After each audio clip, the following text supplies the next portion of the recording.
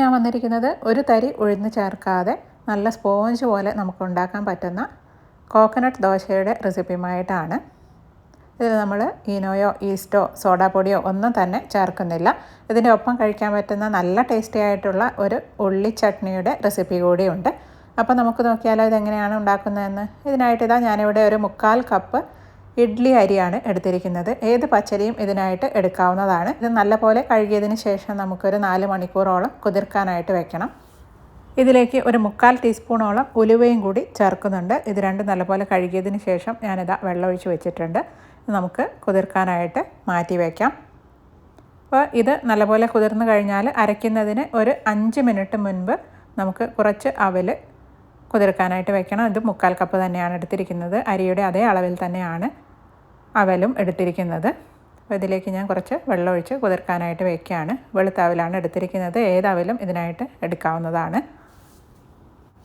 അപ്പോൾ നമ്മൾ വെള്ളത്തിലിട്ട് മാറ്റി വെച്ചിരുന്ന അരിയും ഉലുവയൊക്കെ നല്ലപോലെ കുതിർന്നിട്ടുണ്ട്. ഇനി നമുക്കിത് അരച്ചെടുക്കുകയാണ് വേണ്ടത്. അരയ്ക്കുമ്പോൾ ഇതിൻ്റെ ഒപ്പം ചേർക്കാനുള്ള അവൽ നല്ലപോലെ കുതിർന്നിട്ടുണ്ട്. ഇനി ഒരു 1/4 കപ്പ് തേങ്ങ കൂടി വേണം. അതും കൂടി ഞാൻ എടുത്ത് വെച്ചിട്ടുണ്ട്. ഇനി ഇതെല്ലാം കൂടി നമുക്ക് മിക്സിയുടെ ജാറിലേക്ക് ഇട്ട് കൊടുക്കാം. ഇതിപ്പോൾ ഒറ്റ പ്രാവശ്യം അരച്ചെടുക്കാനുള്ള അരിയേ ഉള്ളൂ. അപ്പോൾ ഇനി അവൽ കൂടി ചേർത്ത് കൊടുക്കുകയാണ്. അതിനുശേഷം നമുക്ക് ചിരകിയ തേങ്ങ കൂടി ഇതിലേക്ക് ചേർത്ത് കൊടുക്കാം. ആവശ്യത്തിന് വെള്ളം ഒഴിച്ച് നല്ല സ്മൂത്ത് പേസ്റ്റായിട്ട് തന്നെ ഇത് അരച്ചെടുത്ത് കൊണ്ടുവരാം. അരച്ചെടുത്ത് കഴിഞ്ഞാൽ ഒരു വലിയ പാത്രത്തിലേക്ക് തന്നെ നമുക്കിത് ഒഴിച്ച് വയ്ക്കാം. ഈ മാവ് നമുക്ക് ഫെർമെൻറ്റ് ചെയ്യാനായിട്ട് മാറ്റി വയ്ക്കാനുള്ളതാണ്. അപ്പോൾ നമ്മുടെ മാവ് പൊങ്ങി വരും. അതിനനുസരിച്ച് വേണം നമുക്ക് പാത്രം എടുക്കാനായിട്ട്. അപ്പോൾ ഒരു വലിയ പാത്രത്തിലേക്ക് തന്നെ ഞാനിത് ഒഴിച്ച് വെച്ചിട്ടുണ്ട്. മിക്സിയുടെ ജാറിലേക്ക് 2 ടേബിൾ സ്പൂണോളം വെള്ളം ഒഴിച്ച് അതും കൂടി ഇതിലേക്ക് ചേർത്ത് കൊടുക്കുകയാണ്.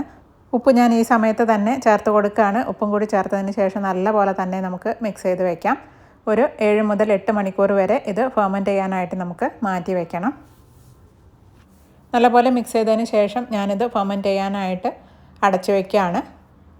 അപ്പോൾ എനിക്കിത് 8 മണിക്കൂർ എടുത്ത് കേട്ടോ ഫെർമെൻറ്റായി പൊങ്ങി കിട്ടാനായിട്ട്. തണുപ്പുള്ള സ്ഥലമൊക്കെ ആണെങ്കിൽ കുറച്ചുകൂടി അധിക സമയം എടുക്കും. അപ്പോൾ ഇവിടെ രാവിലെ ആയിട്ടുണ്ട്. രാത്രിയാണ് ഞാനിത് അരച്ച് വെച്ചത്. ഇത് കണ്ടില്ലേ, മാവ് നല്ലപോലെ തിക്കായി പൊങ്ങി വന്നിട്ടുണ്ട്. നല്ലപോലെ തന്നെ ഫെർമെൻ്റ് ആയിട്ടുണ്ട്. നമ്മളിതിലേക്ക് സോഡാപ്പൊടിയോ ഈസ്റ്റോ ഈനോയോ ഒന്നും തന്നെ ചേർത്തിട്ടില്ല. അപ്പോൾ വളരെ ഹെൽത്തി ആയിട്ടാണ് ഞാനിത് ഉണ്ടാക്കുന്നത്. അപ്പോൾ ഇത്രയും മതി കേട്ടോ. ഈ സമയത്ത് ഉപ്പ് നോക്കിയിട്ട് ആവശ്യമാണെങ്കിൽ ചേർക്കാവുന്നതാണ്. ഇപ്പോൾ ഇത് ഉപ്പ് പാകമാണ്. അതുകൊണ്ട് ഞാനിനി വേറെ ചേർക്കുന്നില്ല. ഞാൻ ഈ മാവ് മാറ്റി വയ്ക്കുകയാണ്. നമുക്ക് ഇതിൻ്റെ കൂടെ കഴിക്കാനുള്ള ഒരു ചട്നി ഉണ്ടാക്കിയെടുക്കാം. അപ്പോൾ ഒരു പാൻ വെച്ചിട്ടുണ്ട്. പാൻ നല്ലപോലെ ചൂടായതിന് ശേഷം അതിലേക്ക് 1 ടേബിൾ സ്പൂൺ വെളിച്ചെണ്ണയാണ് ഞാൻ ഒഴിച്ചു കൊടുത്തിരിക്കുന്നത്. വെളിച്ചെണ്ണ നല്ലപോലെ ചൂടായിട്ടുണ്ട്. ഇതിലേക്ക് 1 ടീസ്പൂൺ ഉഴുന്നുപരിപ്പ് ചേർത്ത് കൊടുക്കുകയാണ്. ഇതിൻ്റെ ഒപ്പം തന്നെ 1 ടീസ്പൂൺ കടലപ്പരിപ്പ് കൂടി ചേർത്ത് കൊടുക്കുകയാണ്. ഇത് രണ്ടും ഒരു ലൈറ്റ് ഗോൾഡൻ ബ്രൗൺ ആവുന്നത് വരെ ഒന്ന് വഴറ്റിയെടുക്കാം. ഇത് രണ്ടും ആവശ്യത്തിന് മൂത്ത് വന്നു കഴിഞ്ഞാൽ ഇതിലേക്ക് ഒരു വലിയ സവാള സ്ലൈസ് ചെയ്ത് വെച്ചത് ചേർത്ത് കൊടുക്കുകയാണ്. ഈ സവാള ഒന്ന് സോഫ്റ്റായി വരുന്നത് വരെ വഴറ്റി കൊടുക്കണം.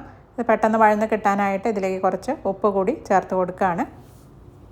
സവാള ആവശ്യത്തിന് വഴന്ന് വന്നു കഴിഞ്ഞാൽ ഒരു ചെറിയ കഷ്ണം ഇഞ്ചി ചെറുതായി അരിഞ്ഞതും 3 വലിയ അല്ലി വെളുത്തുള്ളി കീറിയതും കൂടി ചേർത്ത് വഴറ്റിയെടുക്കാം.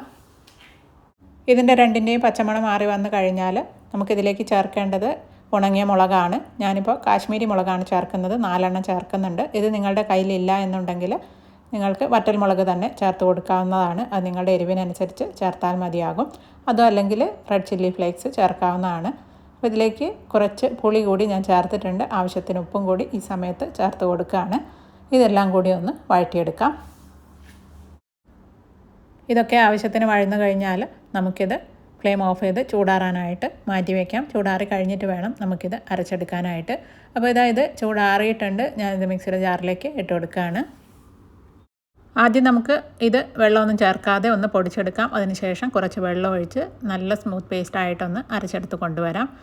ഞാനിത് അരച്ചെടുത്ത് കൊണ്ടുവന്നിട്ടുണ്ട്. ഇതിനൊരു ബൗളിലേക്ക് ഒഴിച്ച് വയ്ക്കുകയാണ്.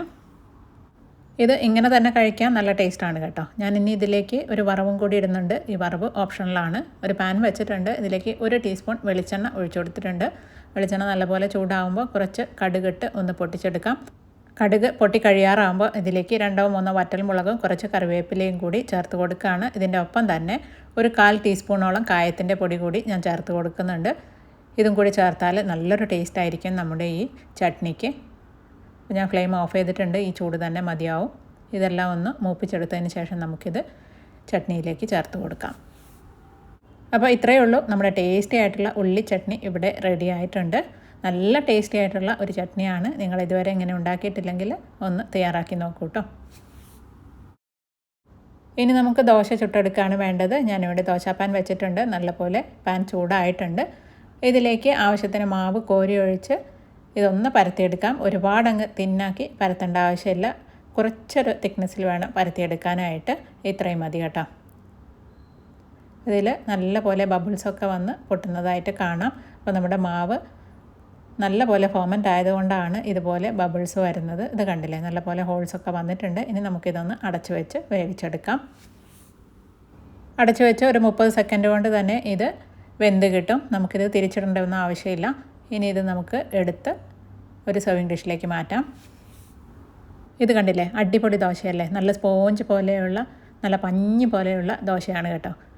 അപ്പോൾ എല്ലാവരും തയ്യാറാക്കി നോക്കൂ, നിങ്ങൾക്ക് തീർച്ചയായിട്ടും ഇഷ്ടമാവും. അപ്പോൾ ഇതാ ബാക്കിയുള്ള മാവും ഇതേപോലെ തന്നെ ചെയ്തെടുക്കാം.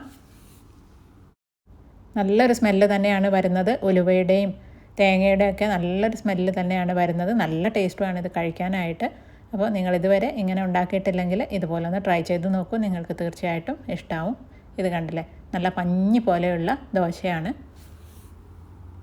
ഈ ഒരു ദോശയുടെ കൂടെ ഈ ഒരു ഉള്ളി ചമ്മന്തി നല്ല ടേസ്റ്റ് തന്നെയാണ് കേട്ടോ. അപ്പോൾ എല്ലാവരും തയ്യാറാക്കി നോക്കൂ. ഈ ഒരു ചമ്മന്തി ഒരു 3-4 ദിവസമൊക്കെ കേടാവാതെ ഇരിക്കും. അപ്പോൾ എല്ലാവരും തയ്യാറാക്കി നോക്കൂ. തയ്യാറാക്കി നോക്കിയിട്ട് നിങ്ങളുടെ ഫീഡ്ബാക്കൊക്കെ കമൻറ്റ് ബോക്സിൽ ഇടണേ. അപ്പോൾ ഈ റെസിപ്പി നിങ്ങൾക്ക് എല്ലാവർക്കും ഇഷ്ടമായിട്ടുണ്ടാകുമെന്ന് വിചാരിക്കുന്നു. ഇഷ്ടമായിട്ടുണ്ടെങ്കിൽ എൻ്റെ ഈ വീഡിയോ ലൈക്ക് ചെയ്യാനും ഫ്രണ്ട്സിനും റിലേറ്റീവ്സിനൊക്കെ ഷെയർ ചെയ്യാനും എൻ്റെ ഈ ചാനൽ സബ്സ്ക്രൈബ് ചെയ്യാനും മറക്കല്ലേ. മറ്റൊരു അടിപൊളി റെസിപ്പിയുമായിട്ട് അടുത്ത വീഡിയോയിൽ കാണാം. Thank you. Bye bye.